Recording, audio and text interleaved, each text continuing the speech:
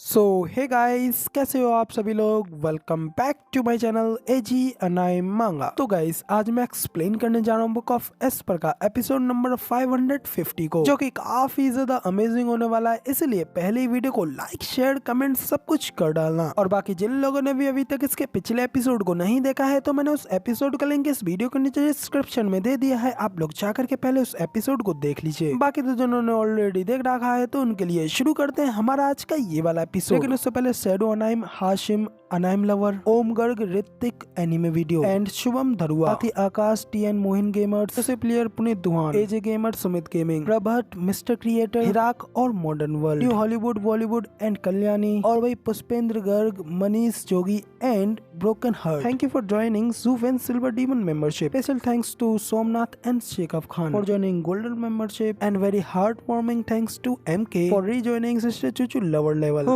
भाई काफी हो गया इस बार तो अब जल्दी से एपिसोड को शुरू करते हैं। तो अब इस एपिसोड की स्टार्टिंग में हमें वेनरेबल यान को दिखाया जाता है, जो कि बीस टीमिंग सेक्ट के एल्डर के ऊपर भड़कते हुए उससे कहते हैं यहाँ पर सिर्फ और सिर्फ टट्टी तुम हो और कोई नहीं। और रही बात जूफन की, तो जूफन ने अपना पंच सिर्फ और सिर्फ फाइटिंग रिंग के अंदर ही अपने पंच को रिलीज किया था, जिसकी वजह से तुम्हारा डिसाइपल मारा गया। उसकी बस इतनी सी गलती है कि उसका पंच बस थोड़ा सा ज्यादा पावरफुल था, जो कि सीधा इस अरीना के बैरियर को तोड़ करके सीधा तुम्हारे लोगों को जाकर के हिट हो गया और फिर तुम्हारे लोगों को नुकसान झेलना पड़ा। इसलिए इस सब चीज में गलती मेरे डिसाइपल की नहीं, बल्कि इस फाइटिंग अरीना के बैरियर की गलती है, जो कि इतना ज्यादा कमजोर था कि मेरे डिसाइपल के एक ही पंच से टूट गया। इसलिए अगर तुम्हें कुछ कहना है तो डबल ड्रैगन गैदरिंग से जाकर के कह सकते हो। तो तभी अनाउंसर एल्डर उन दोनों लोगों को रोकते हुए कहते हैं, प्लीज आप दोनों लोग रुक जाइए और यहाँ पर इंतजार कीजिए। मैं सबसे पहले इस जवाब का आंसर एक्सीलेंट से लेकर के आता हूँ। उसके बाद तुम दोनों को इसके सोल्यूशन से सेटिस्फाइड होना होगा, फिर तुम में से कोई डबल ड्रैगन मैनर के नाम को ब्लेम नहीं करेगा। अब दोनों ही एल्डर फिर अनाउंसर एल्डर की ओर देखते हैं और फिर उनकी बात को मानने के बाद दोनों अलग अलग साइड पर चले जाते हैं, जिसके बाद में हमें उस फाइटिंग पवेलियन के बाहर का सीन दिखाया जाता है। अब एक वेनरवलियन खुश होकर के काफी ज्यादा जोर जोर से हंस रहे होते हैं और कहते हैं कि ये तो बहुत ही ज्यादा अच्छा रहा, और वो बेवकूफ तो ये चाहता था कि हम लोग अभी भी सारा दोस्त अपने ऊपर ले लें, लेकिन फिर भी अब वो खुद इस झंझट में और ज्यादा फंस गया। बाद में हमें जूफन को दिखाया जाता है, जो कि अपनी गेट खोल करके बाहर को निकलता है और वेनरवलियन के इस तरीके के शोर को सुनते हुए उनसे कहता है कि आखिर ऐसी क्या चीज है जिसकी वजह से आप इतना ज्यादा एक्साइटेड हो रहे हैं। वेनरवलियन हंसते हुए कहते हैं कि मुझे तो ये परम आनंद बहुत ही ज्यादा पसंद है। जूफन, बाकी के बच्चों के बारे में बताओ, आखिर वो कैसे हैं? क्या वो लोग भी बाहर आ रहे हैं कि नहीं? कि मैं तुम सभी लोगों को एक काफी ज्यादा अच्छी खबर को शेयर करना चाहता हूँ। तो जूफन उनसे कहता है कि आपको सारी बात शेयर करने के लिए मैं ही काफी हूँ, क्योंकि बाकी के सभी बच्चों को मैंने बैरियर खड़ी करने और मेडिटेट करने के लिए कहा है और उन्हें अभी काफी ज्यादा आगे बढ़ने की जरूरत है, इसलिए उन लोगों को स्टेबल होने में थोड़ा टाइम चाहिए। तो वेनरवलियन हंसते हुए कहते हैं कि हाँ सही है, तुमने बिल्कुल सही कहा, इस सब के लिए तुम्हारी कंसिडरेशन बहुत ही ज्यादा जरूरी है, और क्योंकि हम लोग मैन हैं इसलिए हमें हमेशा ही एक बड़ी से बड़ी चुनौती की ओर बढ़ते रहना पड़ता है, और एक छोटी सी लोअर 3 सेक्ट की स्टेज हमें इस तरीके से रोके नहीं रख सकती। स्टीवर्ट जू, क्या तुम जानते हो कि आज हम लोगों ने सुबह सुबह क्या किया? जूफन अपना मूड साइड पे करते हुए कहता है कि मुझे नहीं पता और ना ही मुझे जानना है, क्योंकि जितना मुझे आपके बारे में पता है तो आप यही कर सकते हैं कि तुम लोगों को कल के मामले के चक्कर में वहाँ पे बुलाया गया होगा। तो जूफन की ये बात सुन के तो वेनरवलियन अपना मुंह बनाते हुए कहते हैं कि एक बात तो है, तुम्हारे अंदर लोगों को नाराज करने की बहुत अच्छी कला है, और तुम्हें घंटा भी नहीं पता है कि आखिर यहाँ पर ये सब क्या हो रहा है, लेकिन फिर भी अपने मुंह से जो निकलता है उसे निकालते रहते हो। और अब मैं तुम्हें जो कुछ भी बताने वाला था तुमने तो उसका मजा पहले ही बिल्कुल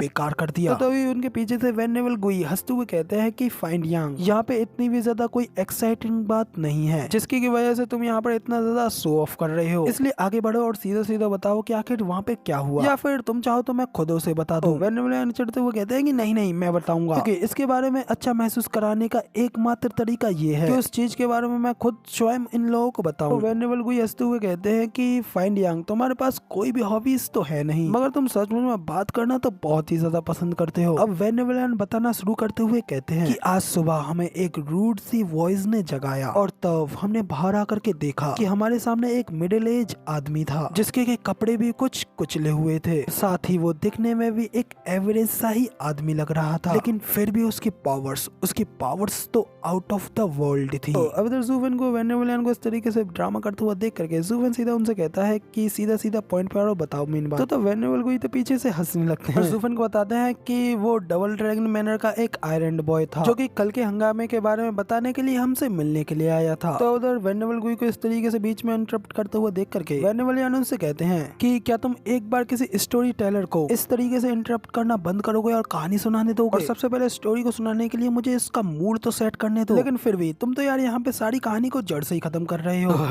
साइड में जूफन भी परेशान होते हुए अपने मन में कहता है तो अब मुझे पता चला कि आखिर क्यों सेक्ट में सभी के सभी लोग इसकी कहानियां सुनने से क्यों इतना ज्यादा डरते हैं। वेनेवलियान तो अपनी कहानी को आगे कंटिन्यू करते हुए कहते हैं कि हम लोग उस आदमी को स्टेज तक फॉलो करते रहे क्योंकि अब एक खंडर उजाड़ इस तरीके से एकांत में तब्दील हो चुका था। लेकिन जब जैसे ही उसे देख करके हमारी दिलचस्पी खत्म हो गई थी तो तब हमारी नजर इंस्पायरिंग डिग्निटी और पावर से बढ़ी हुई दो फिगर के ऊपर पड़ी जिनको कि सिर्फ देख करके ही हमारे दिल तो जोरों से धड़कने लग गए थे। अब वेनेवलियान को फिर से कहानी सुनाते हुए देख करके इधर जूफन तो पूरी तरीके से भड़क जाता है और चिल्लाते हुए उनसे कहता है सीधा सीधा मुद्दे पे आओ ना। और मैंने तो वहाँ उस स्टेज पर सिर्फ और सिर्फ कुछ दीवार और थोड़ी सी जगह को ही तो तोड़ा था, तो फिर आखिर वहाँ पर इस तरीके से खंडर कैसे हो गया। तो वेनेवलियान बताते हैं कि एग्जीक्यूशन, क्या तुम रेथोरिकल टेक्निक के बारे में कुछ समझते हो? आज हम लोगों को और बीस टीमिंग सेक्ट के रिमेनिंग सोल एल्डर को बुलाया गया था जहाँ पे कि हम लोगों ने डबल ड्रैगन मैनर के मेन एक्सीलेंटों को देखा और तब उन्होंने हमसे सवाल जवाब पूछा ताकि पता चल सके कि क्या हुआ था। वेनेवलियान की ये बात सुनकर के तो जूफन भी उनसे पूछता है कि क्या कहा डबल ड्रैगन गैदरिंग के मालिकों को, तो क्या डबल ड्रैगन कोई पर्सन है? तो वेनेवलियान जूफन को बताते हैं कि लोअर 3 सेक्टरों की फाइटिंग स्टेज के बीच में ऐसा दृश्य उपस्थित होने की वजह से उन्हें वहाँ पे अपनी उपस्थिति स्पष्ट करनी पड़ी और जबकि वो दोनों लोग भी ये देख करके काफी ज्यादा शॉक्ड थे और एंड पर उन्होंने लोअर 3 सेक्टरों के बाकी के सभी मैचेस की देखभाल करने का निर्णय लिया। तो वेनेवलियान को उससे बात खत्म करते हुए देख करके वेनेवल को भी उन्हें उंगली करते हुए कहते हैं कि क्या तुम अब इस बात में अपनी कोई मिर्च मसाला नहीं जोड़ोगे? तो वेनेवलियान कहते हैं कि डबल ड्रैगन मैनर के एक्सीलेंट खुद स्वयं तुमसे मिलने के लिए आए, हमारे लिए तो यही एक ग्रेट होनर है। तो जूफन कहता है कि अच्छा, तो इस तरीके से इस सारी घटना का खुलासा हुआ है। तो वेनेवलियान जूफन से पूछते हैं कि आखिर फिर तुम किस तरीके से इस चीज को एक्सपेक्ट कर रहे थे? मैंने उनसे कहा था कि वहाँ पर स्टेज पर तुम्हारा ओपोनेंट हुईजियोंग था और तुमने उसके ऊपर अपना सिर्फ एक अटैक किया जिससे कि वो अटैक उस बंदे से जाकर के लगा और साथ ही उस अटैक की चपेट में बाकी के सभी 20 टीमिंग सेक्ट के डिसाइपल्स भी आ गए। लेकिन इस सब चीज में हमारा फॉल्ट तो कुछ भी नहीं है। और तभी वहाँ पर वो जज भी खड़ा था, उसने भी उन्हें यही सारे फैक्ट्स बताए और डबल ड्रैगन मैनर के एक्सीलेंट भी बिल्कुल निष्पक्ष थे, इसलिए उन्होंने भी हमारे ऊपर किसी भी चीज का आरोप नहीं थोपा। इस वजह से अब यहाँ पर सब कुछ क्लियर है और हमारे ऊपर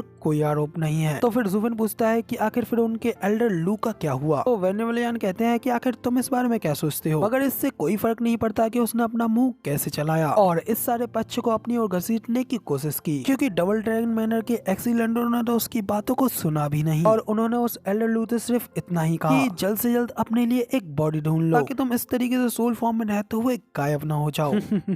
और मुझे यकीन है कि वो अभी भी काफी ज्यादा नाराज होगा। इधर वेनेवलियान ये सब कहते हुए जोर जोर से हंसी रहे होते हैं कि तभी उनके पीछे से हमें वहाँ पर योंगनिंग आते हुए दिखाई देती है, जो कि काफी ज्यादा हड़बड़ाई हुई और घबराई हुई होती है। और फिर वो आते ही जूफन से कहती है कि जूफन, एक बहुत ही ज्यादा बुरी चीज हुई है, पता नहीं कोई स्वेंगर को उठा करके ले गया है। तो योंगनिंग की ये बात सुनकर तो वेनेवलियान भी कहते हैं कि आखिर तुम ये किस तरीके की बात कर रही हो और आखिर किसके अंदर इतनी ज्यादा हिम्मत है कि वो डबल ड्रैगन मैनर में इस तरीके का काम कर सके, और क्या उसने ये सब करके अपने सुसाइड करने जैसा काम नहीं किया है? तो तब इधर जूफन भी ये सुनकर के योंगनिंग के पास जाते हुए उससे कहता है, योंगनिंग मुझे बताओ कि आखिर वहाँ पर क्या हुआ? तो योंगनिंग रोते हुए जूफन को बताती है कि हम लोग बस बाहर गए थे और फिर कुछ प्रिंसेस ने हमारे साथ टकराना शुरू कर दिया था और फिर स्वेंगर ने उन लोगों को रोकने की कोशिश करी ताकि मैं मदद की पुकार लगा सकूं और अब भी वो उनके हाथों में ही होगी। तो वेनेवलियान कहते हैं कि आखिर कौन सा वो इग्नोरेंट वेस्ट्रल है जिसने कि यहाँ पर इस डबल ड्रैगन मैनर में तमाशा खड़े करने की हिम्मत की है, यहाँ तक कि किंगडम के कुछ डिग्निटी भी ये करने का प्रयास नहीं कर सकते हैं। इसके अलावा क्या तब तुमने डबल ड्रैगन मैनर के किसी स्टाफ से इसके बारे में नहीं कहा? वो लोग डबल ड्रैगन मैनर में इस तरीके से इंटरफेयर करने से उन्हें रोक सकते थे, तो फिर आखिर तुम हमारे पास इतनी ज्यादा दूर क्यों आए? जूफन तो ये सारी बातें सुनकर काफी ज्यादा सीरियस हो गया होता है, जबकि योंगनिंग रोते हुए कहती है कि जूफन मेरी बात सुनो, हम लोग बस बाहर निकले थे कि तभी कुछ प्रिंसों ने वहाँ पर हमारे ऊपर हिट करना शुरू कर दिया। तब स्वेंगर उन्हें रोकने के लिए गई ताकि मैं मदद ला सकूं। तो उधर योंगनिंग को इस तरीके से बार बार एक ही बात करते हुए देख करके वेनेवलियान कहते हैं कि लगता है कि लड़की काफी ज्यादा डरी हुई है, इसलिए इस समय इसने अपना दिमाग भी खो दिया है, इस वजह से वो एक ही बात बार बार कह रही है। तो हमें जूफन की ओर दिखाया जाता है जो कि योंगनिंग से कहता है हाँ ठीक है मैं समझ गया, तो चलो अब हम स्वेंगर को बचाने के लिए चलते हैं। तो कहते ही जूफन योंगनिंग को उसकी कमर से पकड़ता है और बड़ी तेजी से उसे वहाँ से अपने साथ उड़ा ले जाता है। वेनेवलियान उसे जाते हुए देख करके चिल्लाते हुए कहते हैं कि क्या तुम अभी भी वहाँ जा रहे हो ये जानते हुए भी कि आखिर ये कितना ज्यादा बेकार है? तो वेनेवल भी कहते हैं कि सब कुछ ठीक है और वैसे भी वो बच्चा तुमसे भी कहीं गुना ज्यादा चालाक है और अगर तुम ये सारी समस्या देख सकते हो तो वो भी उसे देख सकता है। वेनेवलियान कहते हैं कि वो ये सब जानते हुए भी तो वहाँ जा रहा है और मैंने अब तक जो सबसे बड़ा साहस ही देखा है सिर्फ और सिर्फ इस बच्चे के अंदर ही देखा है। तो अब इसी के साथ में यहाँ पे हमारा सीन चेंज होता है और हम डबल ड्रैगन गैदरिंग मैनर में ही एक जंगल का सीन दिखाया जाता है, जहाँ पे कि हमें स्वेंगर को दिखाया जाता है जो कि एक पेड़ के नीचे बेहोश बैठी होती है। वहीं पर उसके ऊपर एक नीले कलर की बटरफ्लाई बीस्ट होता है जो कि एक सोल फॉर्म में होता है और स्वेंगर के ऊपर अपनी ब्लू कलर की मिस्ट छोड़ रहा होता है। और तभी हमें दिखाया जाता है कि वहाँ पे अचानक से स्वेंगर की आंखें खुलती हैं, मगर फिर भी वो बटरफ्लाई अभी भी अपनी मिस्ट को स्वेंगर के ऊपर ही छोड़ रही होती है। इस वजह से स्वेंगर की आंखें बंद हो जाती हैं और वो फिर से बेहोश हो जाती है। तभी हमें दिखाया जाता है कि वो सोल फॉर्म में बटरफ्लाई कोई और नहीं बल्कि वो बीस्ट टीमिंग सेक्ट का एल्डर लू ही होता है, क्योंकि स्वेंगर को देखते हुए अपने मन में कहता है व्हाट द हेल, आखिर ये किस तरीके की लड़की है और आखिर मैं इसके दिमाग के अंदर जाकर के इसके ऊपर कंट्रोल क्यों नहीं कर पा रहा हूँ और आखिर मेरे साथ ये सारी बकचोदियां खत्म क्यों नहीं हो रही हैं। तो गाइस अब एल्डर लू के इसी सीन के साथ में हमारा ये वाला एपिसोड यहीं पे कंप्लीट हो जाता है और अब इसके आगे क्या होने वाला है, क्या स्वेंगर इससे बच पाएगी या नहीं, पता तो हम लोगों को अब इसके अगले एपिसोड यानी कि कल देखने को मिलेगा। फिलहाल तो वीडियो पसंद आई हो तो यार एक लाइक कर देना, साथ ही कमेंट करके मुझे जरूर बताना कि आखिर आप लोगों को ये वाला वीडियो का एक्सप्लेनेशन कैसा लगा। और चैनल पर नए और आगे भी ऐसी अमेजिंग वीडियोस को देखना चाहते हो तो इस चैनल को सब्सक्राइब जरूर से कर देना, शुक्रिया। जिसके बाद मिलते हैं किसी और नई वीडियो में, तब तक के लिए बाय बाय।